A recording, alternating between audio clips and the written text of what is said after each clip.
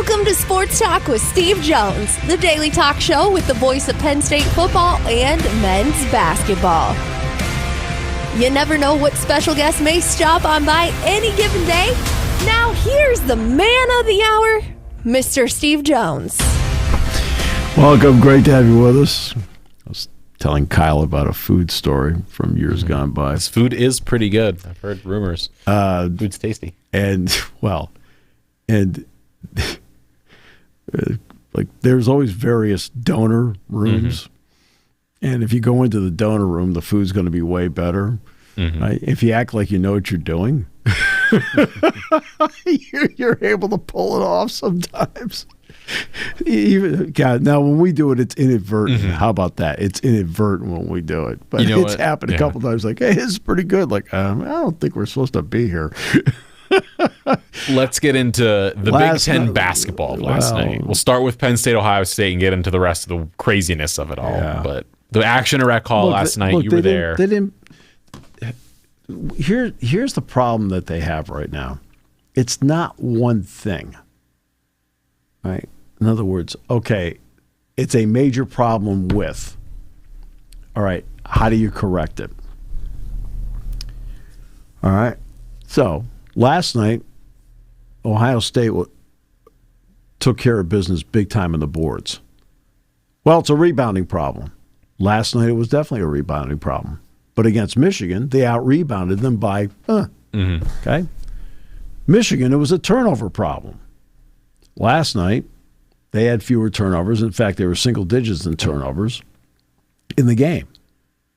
But they had 18 against Michigan, and most of them were unforced errors. And that's how you lose a tight game like that. All right. Free throw shooting problem. They definitely had that last night. Yet they're a 76% free throw shooting team for the season. When you have, first of all, the margin of error, and as somebody who is an absolute expert on the face of the earth, on the margin of error of Penn State basketball, you're looking at them. I mean, 43 years. You've seen a little bit of action. Right, but I'm saying I've seen Penn State basketball almost always in this margin of error deal. And I've talked about it as many times as probably as many games as I've done. And when you have the margin of error, that means you have to be, okay, you got to keep your turnovers to single digits, which they did. You've got to be competitive on the boards, which last night they were not. But also, let's give Ohio State credit. They played the tempo of game that wins for them. They are not a high possession team. Not a high possession team. They are really down in the, I think they're in nearly like between 280 and 320 somewhere in terms of like possessions, adjusted possessions per game. I mean, in other words, like, and you saw last night, they took their time, but they have, I'll tell you, the kid Mobley, watched him on tape, and I really liked him, and I thought, well, let's see what he's like in person. Terrific player, great shooter, but here's what's interesting. 9 times out of 10, the guy that's the point guard, all right, which he is. I mean, Thornton sort of is, but you watch the play. Mobley really handles it more than Thornton does. Is usually the leader in turnovers. He's third. He takes good care of the basketball, and he's a really good shooter. Penn State handled the inside part fine, except for, again, the rebounding part.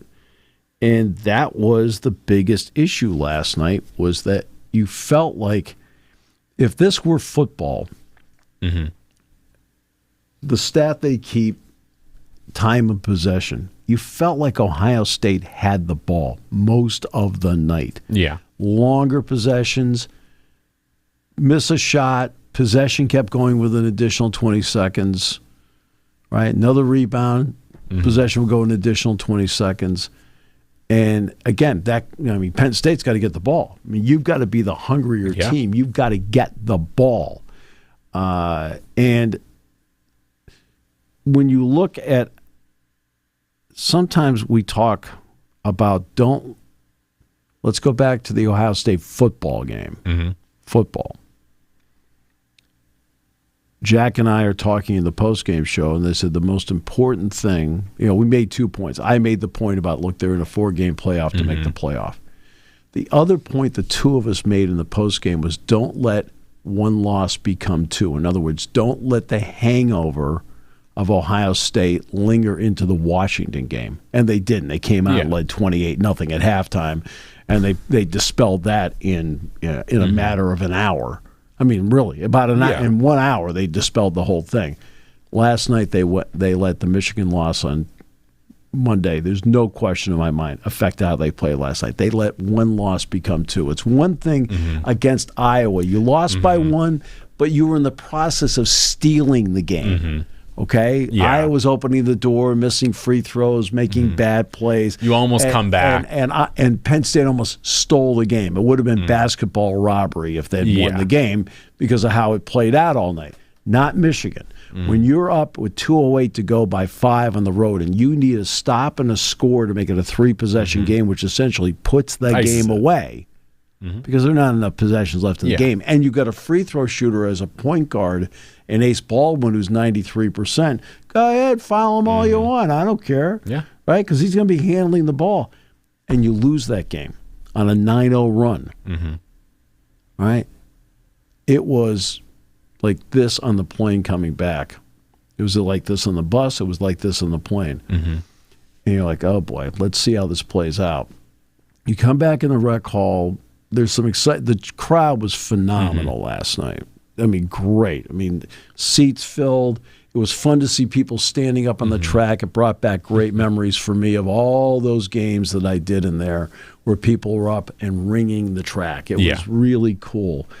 And the crowd was aching to do anything it could to get them to the finish line, but they had to be given an excuse to do it. And there was a couple of good spurts, but nothing sustained to do it. They got off to a good start in the second half, right? And I had said at the beginning of the second half, I said, here are the two goals. For Ohio State, their goal is to make 10-15. For Penn State, their goal is to make 10-5. Well, they got it to 6. You're like, okay. And then all of a sudden they fell back, and they never got closer than 6. And Ohio State gets a lot of credit. You know how much I like Thornton anyway. I mean, Thornton, since the first time I saw him play, I said, you know what? He's not going to be an NBA player. Right? But he's going to be in any way, good shape, or form. But he's going to be a player. really good college guard. I mean, you'd love to have a guy like that. Mobley, it's the first time I've seen him play in person. I only watched him on tape, and I watched the cut-ups on tape. And I was like, boy, this kid's really good. His range, he's smooth, the whole thing. But as a ball handler, is really good. Parrish is good. I mean, Parrish is fine. Their issue is going to be how well their bigs play. Royal kind of plays a bully kind of game, which I have no problem with. But for Penn State, Yannick, okay, here's the other one. Okay, like it's not one thing. We've talked about Yannick getting 2 fouls in the first half, right? And their offensive efficiency when he's out there, Penn State when he's out there, their offensive efficiency is 12th in the country. Yeah, they are. Right? They are moving. He flies around. And guess what? Okay, last night he had 0 foul trouble, had 21 points, and and you saw what the final score was. In other words, if it were one thing, it seems like every time they correct one thing, something else gets them now. And that's what happens when you get into this bad cycle. You close up one leak, all of a sudden 2 other ones pop up in different locations. You're like, where did those come from? And then the next game, those are corrected, but something else pops up. You're like, let's go back to the Michigan game. 68 possessions in the game. Right?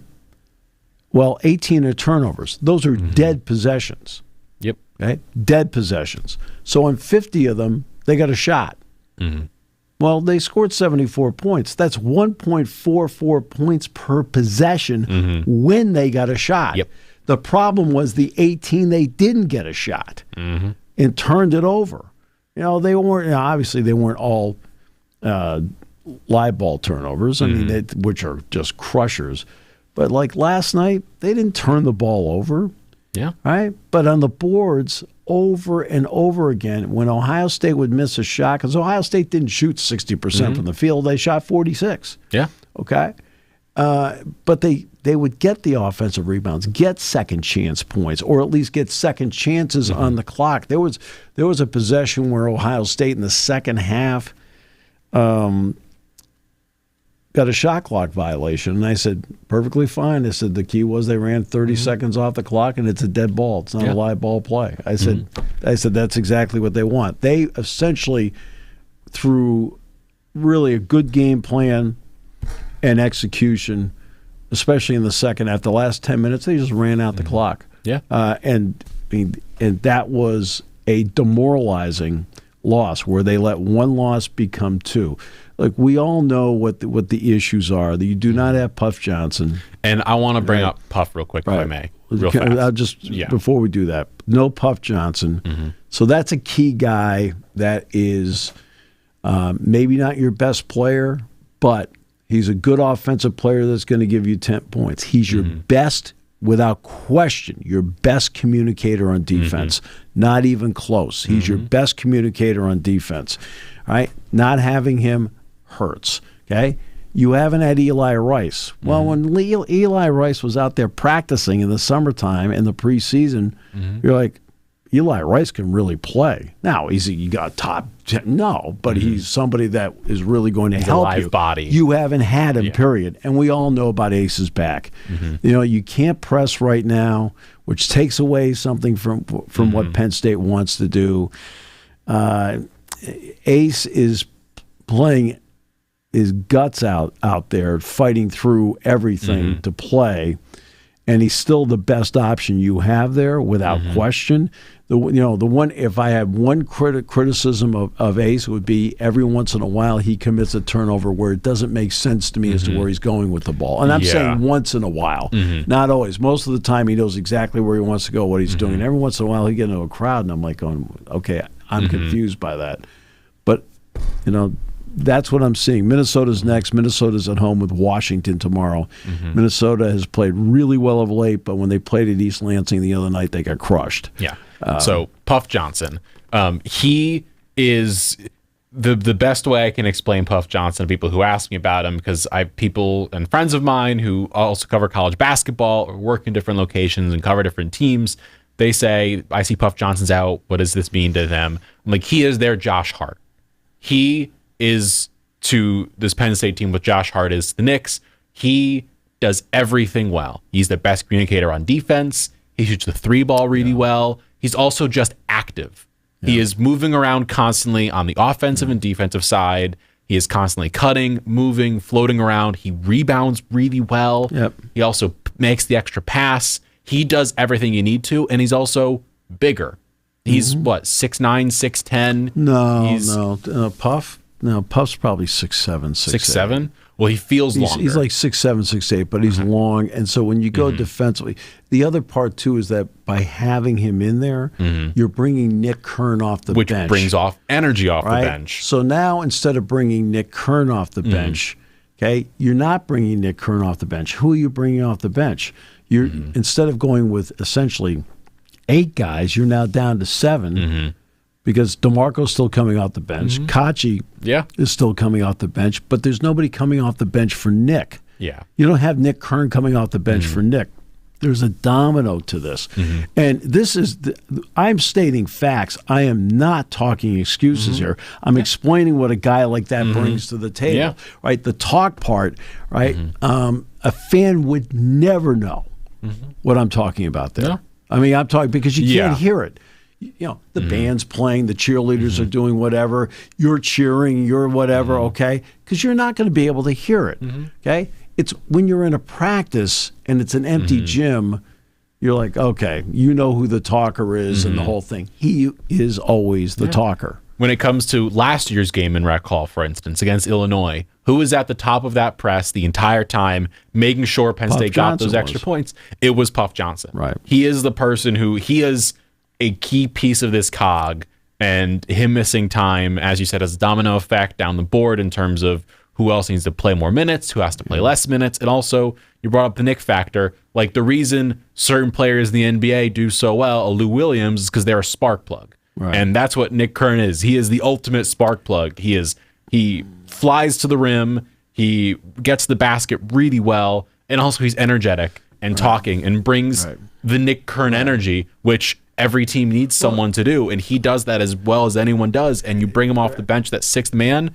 it's as good as it gets. In other words, it doesn't matter to me what order it is. So if Nick Kern comes out and Puff Johnson comes in for him, okay, you're doing fine. There's no drop-off. Or if you do it the way Mike was doing it, with Puff Johnson starting and Nick coming off the bench, and there's no drop-off, and you have the energy part. And every once in a while, by the way, that also means you can take Zach out and have Puff and Nick playing together. Yeah. Well, you don't see. They provide energy in different ways. You've lost all these combinations because of how the season is played out. Not an excuse. But everybody has injuries along the way, except for Michigan State. They always play on Saturdays at home and never have injuries. I'm just kidding. Interesting. I'm joking. That's a joke. And so all of this has combined for what's a rough stretch. That's only the second time the entire season a game like last night happened. The other one was at Illinois. Yeah. All right. And that's that been was, it. Everything else has been single digits, close. Right. And again, it's that margin of error part. But the concern is going to be they've got to do something. Two things. Number one, in all these games, the common denominator has been Penn State has played from behind. Yeah. Penn State's been playing from behind, playing from behind, playing from behind. We talk about the Michigan game. Well, Penn State played from behind and then took the lead. 9 times out of 10, let's be conservative, 8 times out of 10, when a team loses the lead at home like Michigan did, they don't win. Yet they hit all the shots down the stretch. I mean, a couple really tough ones, too. Now, the one area where Penn State has got, where it's been consistent, and they've got to be better at it, they've got to keep the ball in front of them. They have not been, this is an area where they have not been doing a good job, is keeping the ball in front of them defensively. You've got to keep yourself, okay, between the ball and the basket. You have to be between the ball and the basket all the time. They're getting beaten. They're being beat too often off the bounce. Yes. And that was where that Michigan State game, you could see it coming, and it helps that the Michigan State has Carr, who is one of the most extraordinary athletes you'll watch in college basketball, where you would see him, he missed 2 dunks, but he, off the bounce, was just, he was there. Yeah. He was there, and they did it constantly. But you look at the games that Penn State has lost so far this season, and we'll take the Clemson game out of it. They lost that one by 8, but still single digits, and also Illinois. Chuck that to the side. Indiana, Rutgers, both of them should have won both games. Could have won both games. Oregon should have won that game. Okay, I'll take them one at a time. The Rutgers game at Rutgers. Yeah. They beat Purdue. They go on the road, and Dick and I watched the first half, and we both looked at each other and said, the team is unrecognizable. Like, what's going on here? And they had everybody except Eli, and we all knew, okay? All right. I'm like, what's going on here? Then in the second half, they played like, okay. They fight their way through the rest of the month. They then beat Northwestern here by 4. And then they had that 3 for 21 3-point performance against Indiana. No offense. Indiana's not very good. No. Okay? And that's like 3 for 21. Okay? You hit 2 of those shots, you're home. Yeah. Right? You win. You go 5 for 21, right? Game over. And the free throw line, they weren't good that day either. It's like, what the heck? Of all the days for that to happen, it just started this trend of if it's not one thing, it's another. But you've got to keep the ball in front of you defensively more often than not. And right now, there's too many times where you feel somebody's beaten off the bounce. And for Mike, that's maddening because that's not what he teaches. No, he teaches keep them in front of you and make things happen. And the couple times that someone does beat you to the basket, spoiler, Yannick is there to clean up a lot of things. It helps having him there because he is a big-time shot blocker. But he can't clean up 50 a game. He can only clean up so many. Like, just what it is. Right. And so now Well, Penn as State, Yannick is a shot blocker. If I had to pick one area he needs to improve, okay, it's one thing to take the ball and spike it, and sometimes that's the only option you have. But the next step for him of any good shot blocker, as much as the crowd loves, like okay, that's great, except there's a better way to play, right? I worry about some fans sometimes. You've got to be able to block it and get it to a teammate. Yes. Okay? You've got to be able to either block it where, like, you either block it and you control it, or you block it and direct it toward a teammate in the process of blocking it. That's what made one of the many things that made Bill Russell, and for the youth out there, you have no idea what I'm talking about. Go look it up on YouTube. One of the greatest of all time, because he would not only block shots, he directed toward a teammate. Now, it takes work to do that, and there are certain times where all you can do is just slam the thing Sometimes out. you just have to you just got to get it out of there, okay? And I understand the emotion of doing it, but there are other times you're like, okay, let's let's try sending it. If you have the half second when you're in the air and you know you're going to block the shot and you have the control of where you're putting it, like even if it's once or twice a game, that one or two extra possessions, because then you get the ball instead of the other team. I mean, it adds up, and that's if you can do it. I mean, but there are times. But he likes. I'll be honest with you. He likes emphatically, and the fans love when he does it. And the whole thing. I'm like, over here at basketball. Okay, I talk basketball here. I don't talk about the emotion of that part of it. Right? It's great to stop it. Boy, it's great if you're the one that gets possession of it. Right, and that's the next step. Penn State now sits. They have 9 games left this regular season. They are currently sitting second to last in terms of the Big Ten. They have played more games than everyone else has in terms of the Big Ten schedule. They're at 11. Washington, for instance, who's below them, is at 9. And then a bunch of teams are over them at 10, 9, so on and so forth. So they've played more games. Well, again, this will be a weekend with some of that will even up because Penn State's not playing this weekend. And that's one of the oddities that is coming up. They have like a 4 or 5 day break. Well, you know what the oddity is? When they play UCLA next Saturday, it'll be the first time Penn State's played a game on the weekend in a month.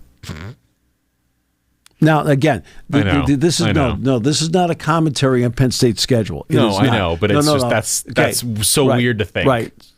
That's not a commentary on Penn State's schedule. It's an example. So I'm not that's not what I'm saying. Please, just everybody just But they listen. play a lot of Monday, Friday, Tuesday, Tuesday, Thursday. This is what I'm trying. The point I'm trying to make. The point I'm trying to make is, from a basketball big picture point of view, that shouldn't happen to any team, right? Football games are played on Saturdays. Okay? And Saturday, great. Every once in a while, you get a Thursday game. Every once in a while, you get a Friday game in college football. Okay. But Saturday's the day. All right. Saturday should be the day for basketball. And when you have 18 schools that go coast to coast, you have windows from noon up until midnight. You can play at noon, 2:30, 5, 7:30, 9:30, or 10, where the whole day is Big Ten basketball. Now, obviously, you cannot. Now, you can fill 5 games in there. Right? I think I worked it out where it was 5, right? I think it's 5. You can, which are 10 of the 18 teams playing on a Saturday. 10 of the 18 playing on a Saturday. Then Sunday. Okay. Now, if you want to have a Friday night game, fine. And if you want to have 3 Sunday games, fine. All right. I understand that. All right. But there's too many times on a Saturday where the Big Ten is not filling all the gaps. And they're trying to spread out the schedule so much. And again, I'm only using Penn State as an example. I am not remotely complaining. You know Penn State best. Right. I'm not remotely complaining about what Penn State's schedule is. That's not what I'm doing here. I'm talking about big picture, what's best for the sport going on here. So let's just take a look here at the Big Ten schedule as to how they do this. Like, there's another game tonight. Yeah, tonight. India, again, it's a Friday night game. It's Indiana Purdue, and that's a Fox game. And Fox does have the Big Ten game of the week on Friday. Yeah. So I've got that part. But let's just look at this past week, okay? So Penn State played on Friday. There were 3 games on Friday. Okay? Or Thursday this week. No, Friday. I'm going back to the 24th. Oh, last week. 25th, Saturday. How many Big Ten games were there on Saturday? I have the answer because I'm looking at it 2. Yeah, 2. Right? Now you get to Sunday, 3. Right? Now, I'm backing off Sunday as much as I can on this day because of the NFC and AFC championship games. Why am I playing, and I know Indiana, Maryland was before the game. Why am I playing these games opposite the NFL? These 2 games, Northwestern Illinois and Nebraska, Wisconsin, should have been played on Saturday. Right? Okay? I mean, why am I going against the NFL? Okay, now I get to Monday. How many games are on Monday? There are more games on Monday than there were on Saturday. Which doesn't make sense. There are 3 of them. Now, I can understand if you're avoiding the NFC, AFC championship games, but you only had 2 games on Saturday. Yeah. Okay? Now we get to Tuesday. 2 more. Okay, so you're spreading out the wealth. Well, Tuesday was 1 more game. Tuesday was 1 game. Then you get to Wednesday, okay, 2 games. 3 games on Thursday. Okay, I got it. Okay, Sure. Usually Thursday, okay, you got to balance it out. You got 1 game tonight. Tomorrow, okay, you do have at least 4 games tomorrow. Noon to 3:30 and 4:30. Sure. Cool. Okay? So I can live with that. That's good. And again, it's a great weekend to do it because the NFL's not playing this weekend despite what they claim with the flag football game. There's only 2 games on Sunday. Now Monday. Okay? No games on Monday. Everybody's off Monday. Wow, look at that. Yeah, everybody's off Monday. Okay? On Tuesday, when Penn State plays Minnesota, there are 5 games. Okay, in the middle of the week, you have to have games, okay? Right? When the way the schedule should work out is you've got 10 games at home. 5 should be in the middle of the week. 5 should be on the weekend. Yeah. Right? And if you do it right, everybody should have 3 Saturday home games. Right? Yeah. Right? Your math tracks. Okay? I've done this for a while. So now you get to Wednesday. Wednesday, there are 3 games. Okay? Thursday, 1 game. All right? Now, some of this is you are trying to balance the West Coast travel. Friday, there's only 1 game, and it's USC playing at Purdue. Saturday, now this is the way it should be. Yes. 6 games on Saturday the 8th. Noon, 1, 4, 6, 10:30. Yep. Cool. Go for it. Go for it. Perfect. Penn State, UCLA. That's the way it should be. And this is the first time in a month Penn State's played a game on not just Saturday, that Penn State's played in the weekend, Saturday, Sunday. Right? The absurdity is years ago I brought up the Friday night games because Penn State was on I don't know how many years ago it was, maybe 5 or 6 years ago.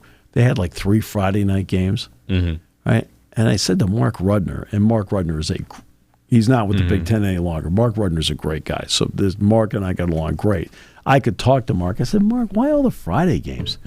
He goes, well, Friday's the weekend. I said, in whose realm? Yeah. I said, Friday, people are trying to get home from work. I said, Friday's the weekend for a frat kid. It's not the weekend for adults. I said, especially as at Penn State, where Penn State's located, I said, it takes work to get there for a Friday game. So they got 6 games on Saturday. Super Bowl Sunday, they've got 2. Right? That's why the load up is on that day. Okay? Let's go to Saturday. Let's go 1 week ahead now. Saturday the 15th.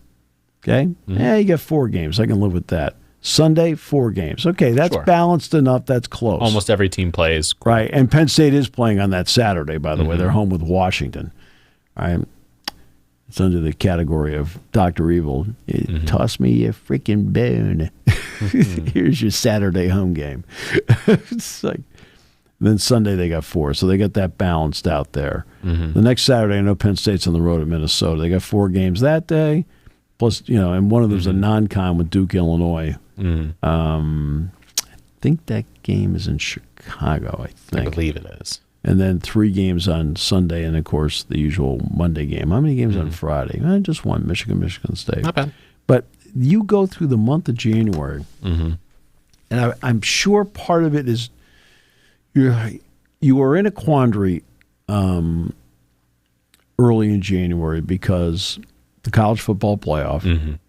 Well, we're going to play on a Thursday and a Friday. It turned out this year you had a Big Ten football team playing on Thursday in the Orange Bowl and a Big Ten football team on Friday playing in the Cotton Bowl.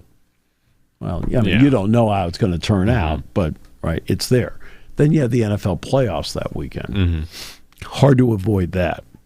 Right? The next weekend it's the NFL playoffs again. Right? Then the weekend after that, we're talking about the AFC NFC championship games. And you should be working hard to avoid that Sunday from 3 o'clock on because the viewing public doesn't give a darn what you're doing. You're not going to attract any casual fans. So scheduling is difficult, especially when you're talking about 18 schools, especially when you're trying to work in West Coast travel and, let's be fair, also East Coast travel. We're trying to work in Rutgers and USC and Oregon and Washington. But you're trying all of these teams. You're trying to work in your trips to the coast versus their trips east. Yeah. Of which they have to make, I don't know, I'm going to guess 4 trips east. Yeah, something like that. Probably. And it's not easy. It's also not a quick flight even to the Midwestern chunks of the Nebraskas and Iowa. It's not even a quick flight there. Like, it still is from a Piscataway, from a Maryland. It still takes a minute. I'll say Nebraska, Minnesota, those trips are, those flights are probably less than 2 hours going. Okay? They're less than 2 hours. Okay? It's not that bad. Like I've tried to point out to people, the travel, the whole thing. Hey, slow down. Okay, a bus trip to Rutgers is 4 hours. Yeah, that's the longer. Okay, a bus trip to Maryland is 3.5 hours. Right? I mean, so as opposed to a flight that's going to take an hour and 45. Right? So you got to put some perspective on it. If you're going to put me on a flight that's going to take 4 hours, right? That's one thing. I can get up, I can walk around a little bit, do whatever. On a bus, you can't do that. Right? It's cheaper to take the bus. I got it. But, but a 4-hour bus ride's a 4-hour bus ride as opposed to hour 40 hour 40 flight that you can take where most of the conference, like the flight back from Michigan was 50 minutes the other night. Speaking of rest of the Big Ten, let's get into the 2 other games last night because they were interesting. UCLA against Oregon, 78-52 for the Bruins. Okay, UCLA's playing way better now. Their defense is still outstanding. They're getting more point production. I watched their game with USC the other night, which was a nip and tuck game. I mean, it was very close. USC just crushed itself at the free throw line. They missed so many free throws. And at home, that's tough to swallow. I mean, that's your gym. Yeah. And that's what happened to Penn State last night. It may not be their gym, but my goodness, it's still their place. And USC just crushed itself with free throws. They had a chance to win that game. I watched early Oregon UCLA last night. UCLA just played great. And, they really put the clamps on Biddle. UCLA is already a really good defensive team to begin with. They struggled in the middle of their schedule. Now they've been able to break out of it, just like Ohio State struggled in the middle of their schedule. They've been able to break out of it, so they're playing decently. Nebraska beat Illinois last night. The game went to overtime. For all intents and purposes, Illinois never led. They were able to tie the game. And look, this is a great coaching job by Fred Hoiberg at the end of the game because they had 3 fouls to give. And they did it in such a way where at the end, Illinois was left with 5 seconds to get one shot. As usual, 9 times out of 10 in a game where you only need a basket of any kind, as usual, in today's AAU culture, some knucklehead takes a 3. A deep 3. Right. You're like, what seconds. Are you doing? Okay. Which hurts me because if it's like 2 seconds and you've got to get a good chunk of court, cool, whatever. I but see 5 this. seconds, you can get downhill and get yourself into the lane. I see this every game across the country. Okay, all the time. I'm watching Indiana play Maryland. They're down 1. Any basket wins. Let's take a 3. Okay, right. Illinois tied. Any basket. I'll take a 3. I go, what are you doing? Yeah. Well, I mean, it's in other words, like time, score, know the game. I mean, not just know the game, but also understand, like, if you can get yourself into the lane and put a shot up, you have a good chance of it going in, and also you always a decent chance you get fouled too. Right. Like now, if you got a wide open shot, I'm okay with a wide open shot. I don't care if it's a 3. If it's wide open, that's a comfortable shot to take. That's fine. I'm seeing guys take uncomfortable 3-point shots. Well, I mean, these step back leaning threes where I would only trust Steph Curry and Damian Lillard. Like Riley takes a shot. I'm like, oh, what are you doing? Yeah. I mean, I get baffled by that. I'm going to say this here. The Big Ten's going to probably get, I'd say, at least 8 teams into the NCAA tournament. Sounds about right.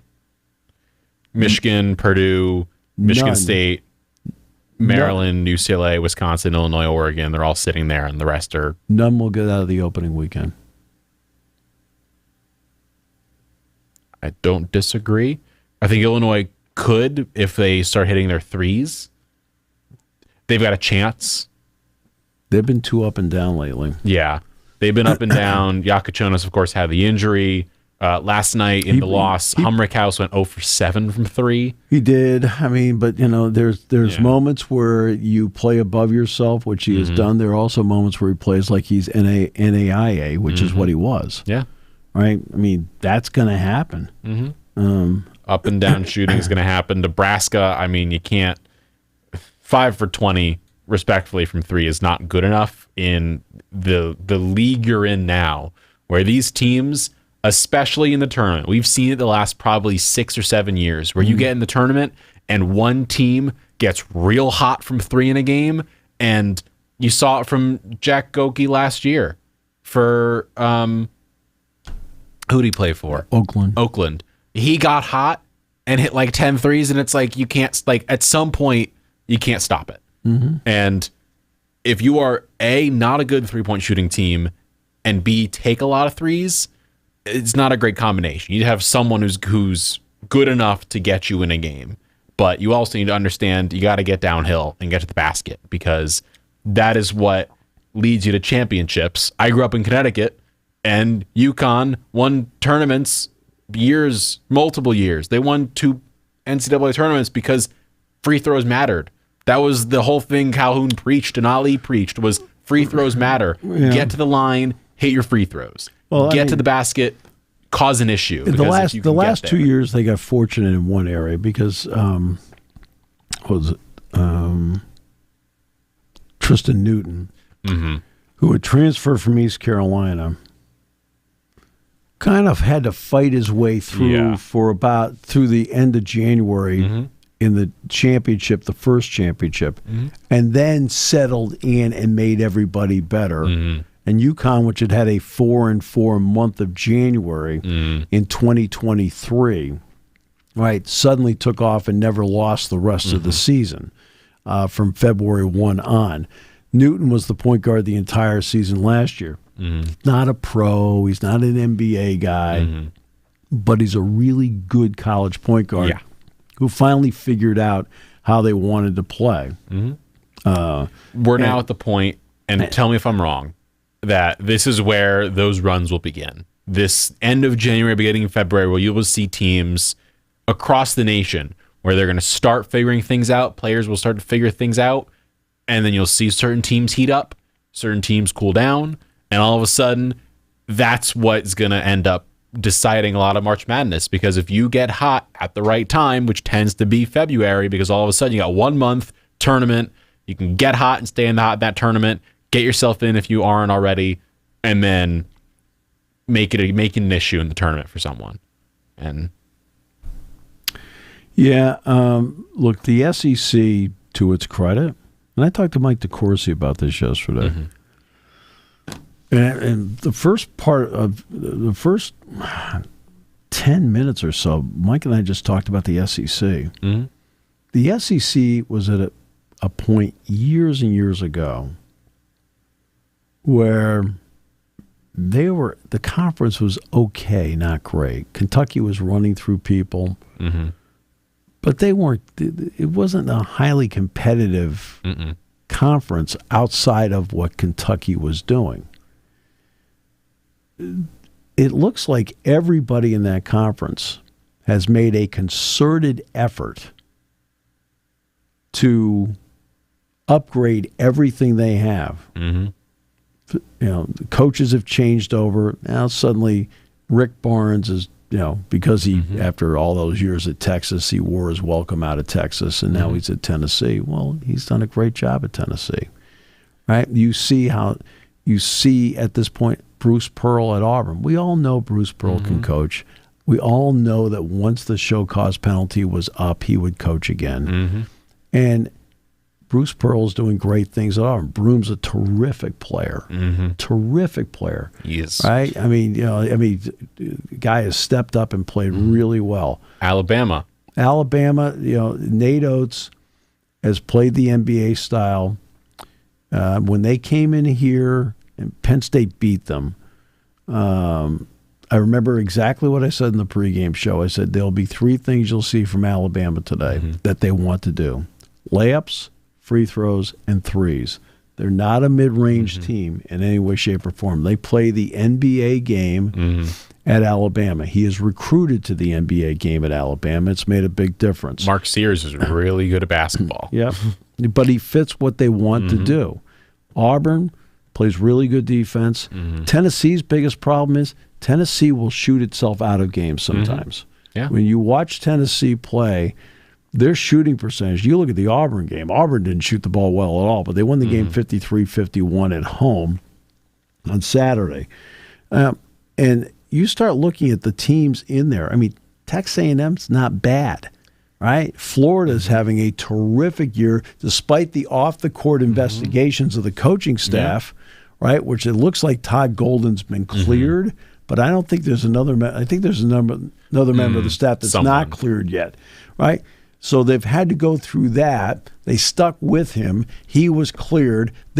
Florida's playing great basketball right now. And then there's Kentucky. Yeah. Mark Pope has stepped in. It's going to be the emotional game of the weekend with John Calipari bringing Arkansas in. Arkansas's not good.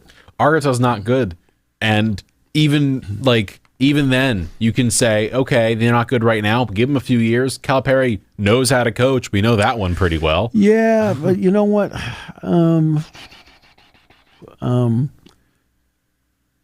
The last couple of years at Kentucky, it was, they struggle. Now, I always gave John a lot of credit, and because when I was talking about the one and dones, something that is so important to him is defense. And to get the one and dones who are AAU products to play defense and play team ball, he did a good job with that years ago. As time went, he couldn't control that as much. Yeah. And it ended up hurting him at Kentucky. At Arkansas, I think it's going to be a climb for him. Now, they have great NIL at Arkansas. Arkansas is interesting with the Walton family living there, and you saw what they did with Musselman. Musselman was really good with them. They played really well for multiple years. Well, made big runs. I mean, when they beat, I was at they beat Kansas. I was at the game. Yeah, because that was part of the bracket out in Des Moines, and Kansas could not compete with the quickness and length of Arkansas. Arkansas was the more athletic team than Kansas was. And Musselman did a great job there. But ask yourself why Musselman's at USC right now. I mean, is that a better job than Arkansas? I don't know. Yeah. I don't know. It's Los Angeles. Yeah. Right? I mean, that makes sense, and I'm sure USC got him more money. Yeah. But Arkansas, with Tyson Foods Walmart, Walton Family. I mean, it's not like the state doesn't have money. Yeah. It does. Texas A&M. Texas is good. Oklahoma's okay. Yeah. But there's a depth to the SEC that's really good. There's not a team that's dragging them down. Arkansas, to a point. I mean, Vanderbilt is okay. Now you get We're to the sitting Big here, 12. by the way, quickly, 10 teams are currently top 25 in the SEC. Right. And that's my point. I mean, that's what you're seeing right now. The Big 12 is also a very deep conference. You know who's not deep? The ACC. Yeah. The ACC is not deep at all. They only had 3 last year in, and I don't know if they're going to get 4 in this They're year. going to get Duke, they're going to get Louisville, and then after that it's Right. Clemson's probably going to be in. And let's give Pat Kelsey credit. Going into Louisville, which had been a mess the last few years, and to get them to win, Pat Kelsey's quietly done it. In a state where Mark Pope's team at Kentucky has captured the imagination of the state, because when he was hired, they were not enamored with him. No. To his credit, within a week, they were like, hey, wait a minute, this might be the right guy. Now Kentucky's doing this, doing that, doing this, doing that. Quietly, Pat Kelsey's up at Louisville after being at college at Charleston and is doing a terrific job at Louisville. But Chucky Hepburn's the real deal in terms of basketball. Yeah, well, you know what? But Chucky Hepburn was not the real deal when he was at Okay, Chucky Hepburn was a player I thought was good, but never very good, right? He always had to resort to what I refer to as cheap basketball to win. And when I'm talking about that, he flopped all over the place. He drew fouls on flops left and right where he sat back and go, like, that's why I've got my issue with officials is, how can you constantly be conned? They have to change the rules so you stop being conned. Right? Yeah. Like the other night at Michigan, had an official actually be asked with 1 minute to go, everything under 2 minutes, right, to look at whether the ball's in bounds or out of bounds. Said, no, I saw it. We looked at the replay. You didn't see it.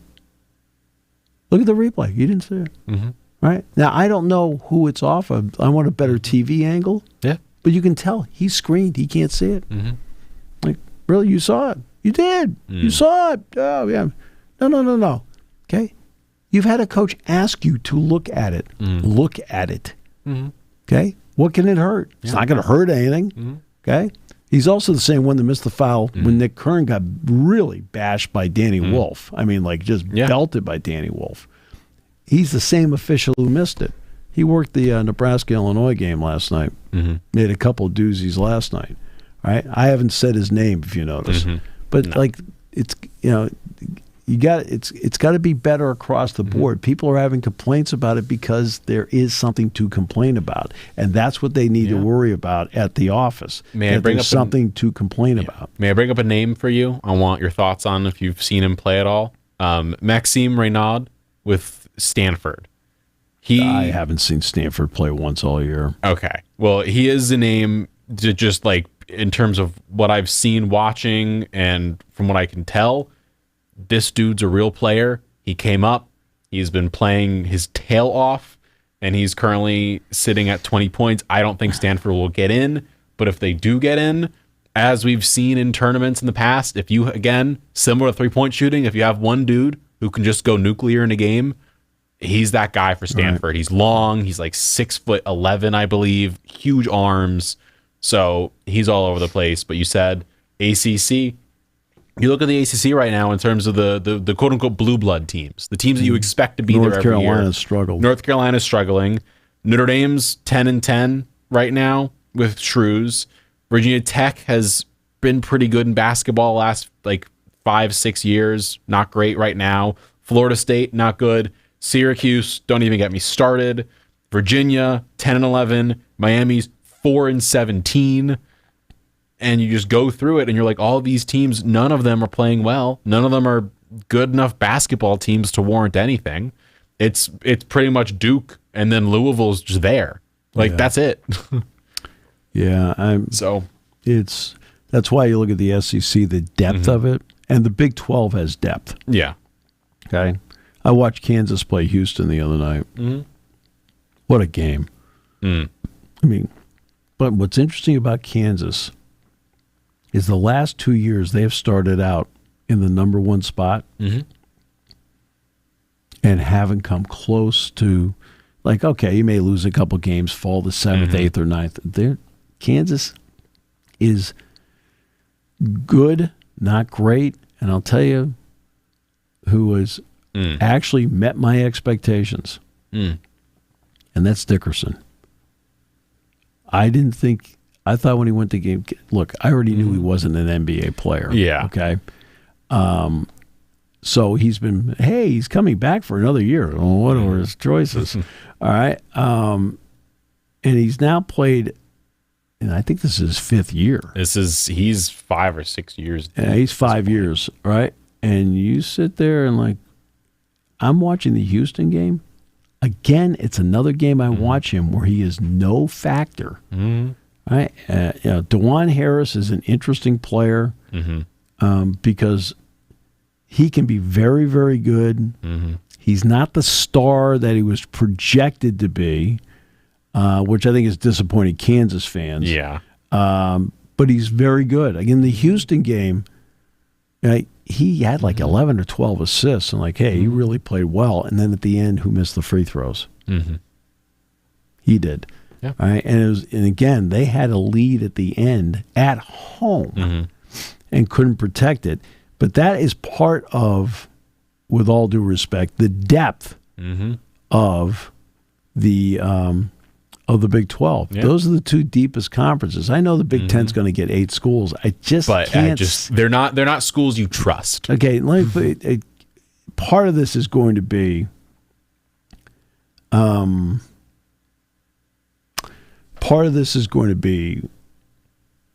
where your seating is and what your matchup is.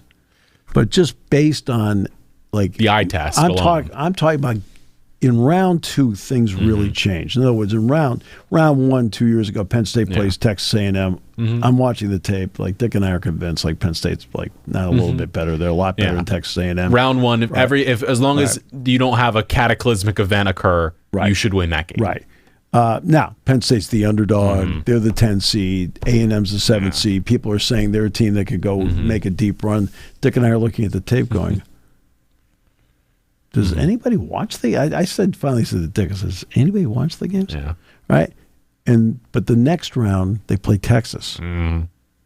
Okay? Great game. Texas ended up winning the game by 5. Penn State led with just under 4 minutes to go. It was really terrific game. See, that's what I'm talking about. You get to that next round, now suddenly everything evens up. That's why what I'm saying, I'm not so sure any Big Ten team can get out of the first weekend. Yeah. Is when everything evens up like that. I'm not so sure they can do it. And this is when I have found the most joy in talking to people about the idea of a bracket and picking a perfect bracket. It's like you can pick the first round. That can happen.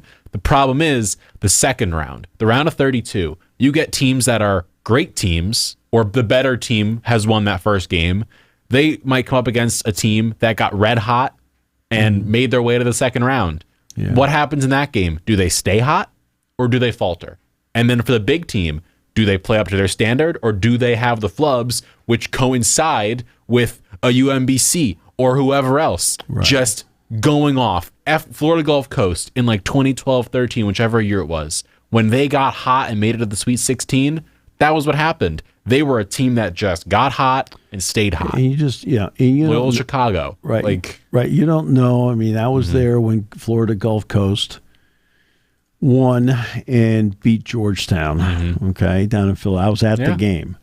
And then the next round, they beat San Diego State. They got to the Sweet 16, then everybody stopped watching it. That's what I always love about, the Cinderella. It's great. Cinderella is great in the opening weekend. In basketball, Cinderella has a shelf life, right? Round of 16. Where's Duke? Yeah. Where's Kentucky? Where's UNC? I want to see the Tar Heels. Where are they? Yeah. You mentioned referees, and I have refrained from bringing this up on the show. Sure. It is a soccer thing. Is this the video? Miles Lewis Skelly? Yeah. It is. Have you seen the foul at hand or no? I have not.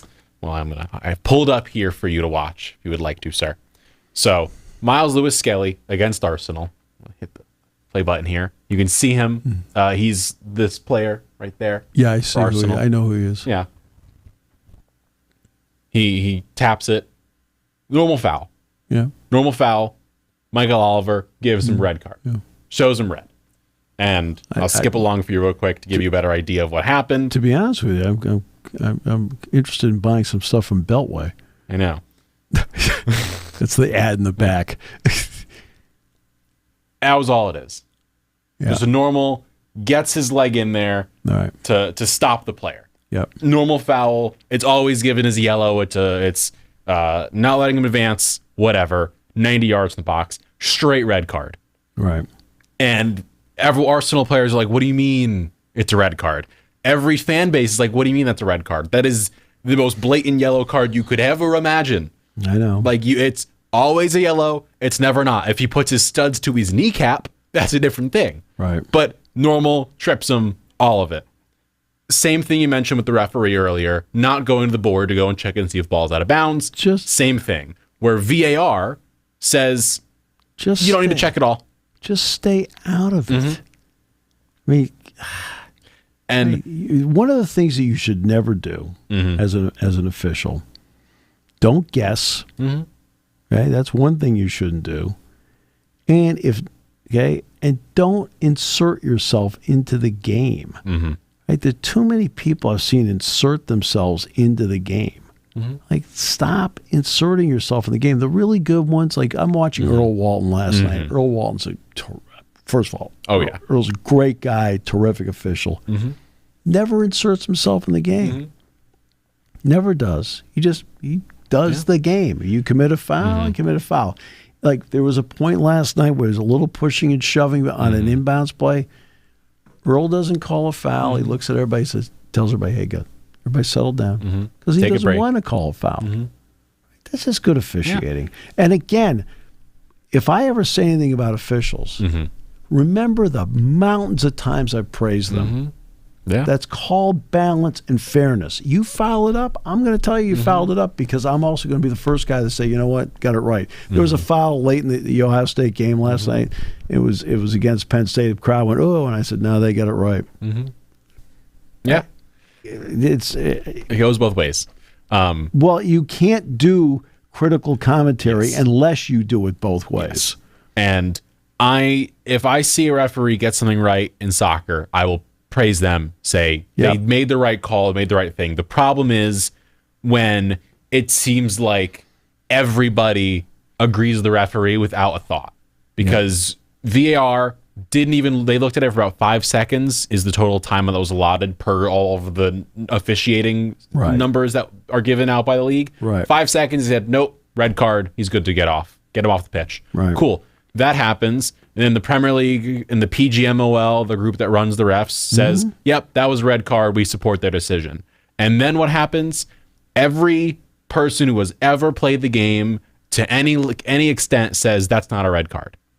Then what happens? The Arsenal appeals it and says, we want to send this to the board. It's three-person board. One of them's a former player, one's a former ref, one's something else. They unanimously agreed it was not a red card, and it should not have been even called as a red. It should have been a yellow at most. Never a red at all. But every single referee and VAR and all the commentators during the game were like, that was the most heinous challenge ever. It was like they were making it out as if Miles Lewis Skelly tried to murder a man. That's right.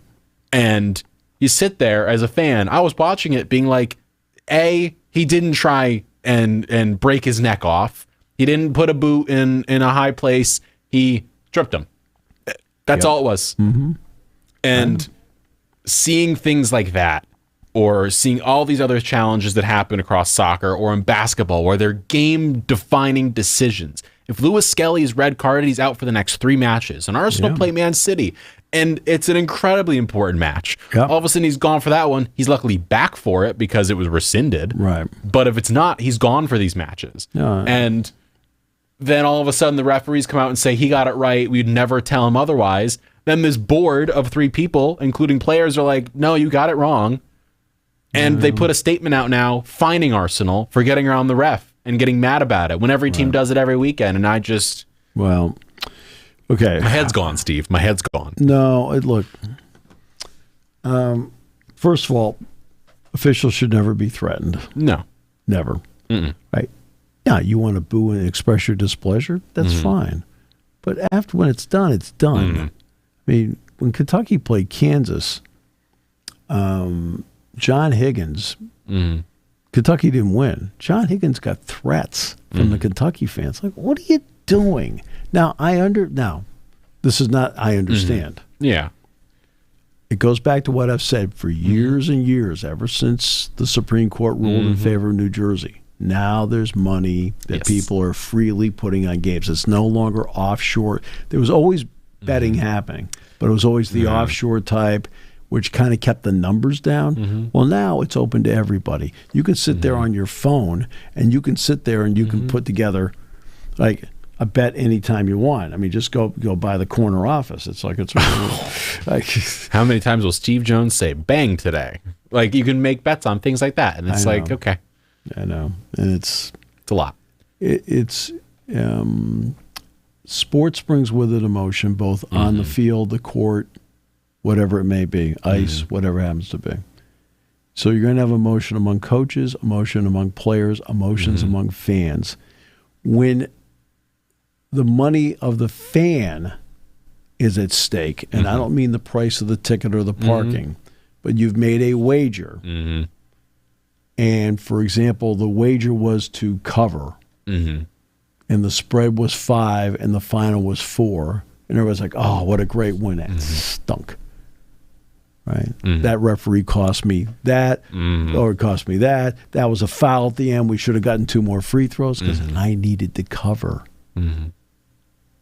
Right? And that's going to be a bigger issue going forward with the emotion and the anger of certain individuals who are spectators where winning and losing is not enough because they needed the action. And in needing the action, they needed the result to be within a margin, either above it or below it. Right? And that's always hard for me to accept. The reason it's hard for me to accept is because I've always been somebody who sat there, and to me, the final score meant everything. Yeah. Well, we'll be back next week with more sports discussion with this person across from me, Steve Jones. Thank you for listening to Sports Talk with Steve Jones, a 7 Mountain Media production. Come back at 11 every weekday for analysis of the latest happening in the sports landscape. From college football to European soccer, Steve and Kyle cover it all on Sports Talk.